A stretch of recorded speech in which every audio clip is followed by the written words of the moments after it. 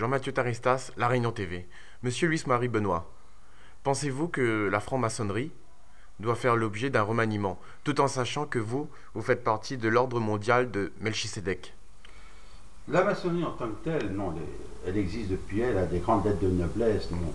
Mais simplement, je dirais, un certain nombre, même très très important d'adeptes, qui sont en maçonnerie pas pour les mêmes désirs, pour les mêmes volontés que une bonne partie des maçons, des vrais maçons, ce qu'on appellerait, viennent un peu y faire des affaires, y faire de la politique, y faire un tas de choses qui n'ont rien à voir avec la maçonnerie.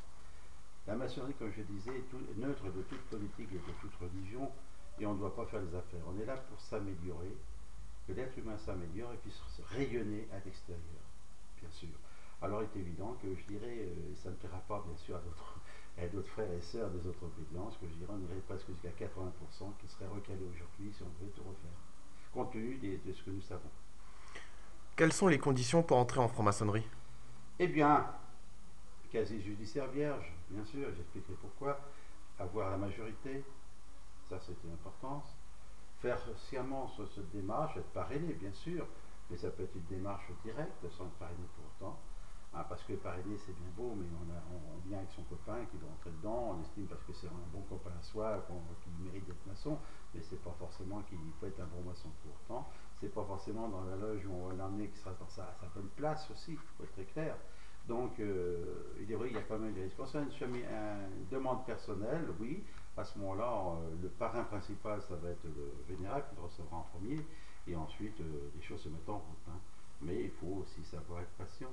La patience est mère de toute vertu, comme on dit. Voilà.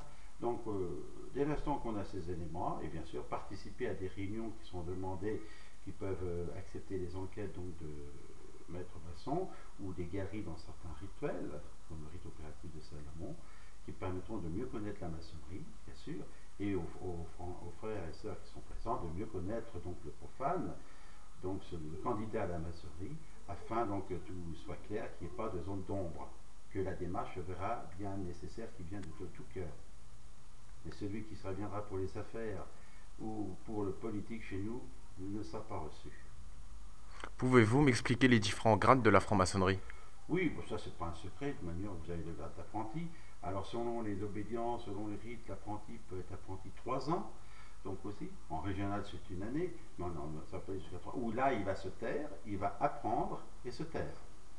Donc c'est pas évident pour ceux qui sont bavards. Ensuite vous avez le compagnonnage qui dure 1 an, ou 2 ans selon selon l'obédience bien sûr, et ensuite le grade de maître. Et ça ne veut pas dire parce qu'on est maître que tout est terminé, ça veut dire que c'est là il y a plus de boulot à faire.